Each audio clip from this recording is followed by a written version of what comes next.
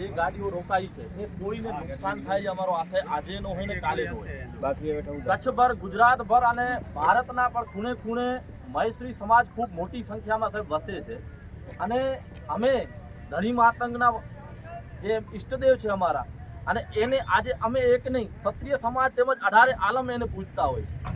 આજે સાહેબ અમારી અહીંયા બહુ મોટી સંખ્યા મહેશ્રી સમાજની રહે છે. અમારા મત્યાદેવના પણ મેળાની તમને ચોક્કસ ધ્યાનમાં હશે.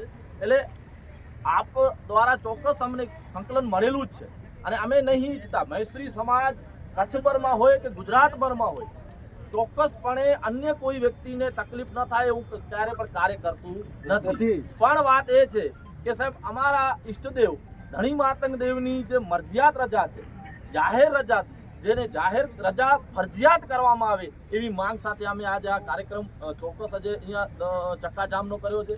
સરકારના કાને વાત પહોંચે અને આપના પણ માધ્યમોથી મીડિયાના માધ્યમોથી આ વાત સરકારના કાને પહોંચે અને અમારું એ પણ સાહેબ તમને થોડું ખુલીને જણાવીએ કે એક રજાથી કોઈ દિવસ કોઈ પરિવર્તન આવી નથી જતું. તમે હું બહુ સારી રીતે જાણીએ છીએ, પણ એક આટલો મોટો સમુદાય જે એને વર્ષોથી અમે એને પૂજીએ છીએ અને બીજા ઘણા વર્ગ એને પૂજી રહ્યા છે, તો એમની જાહેર દિવસે, જન્મજયંતિ દિવસે જો જાહેર રજા હોય તો એ પણ એક સાહેબ અમારો એક સરકારમાં પણ એક પ્રસ્થાપિત થવાની સ્થિતિ છે. એટલે આજે અમારી આ માંગ છે અને અહીં મને કોરચો હતા એનું પ્રમાણે એનું મેં 5 અડી ગાલવી.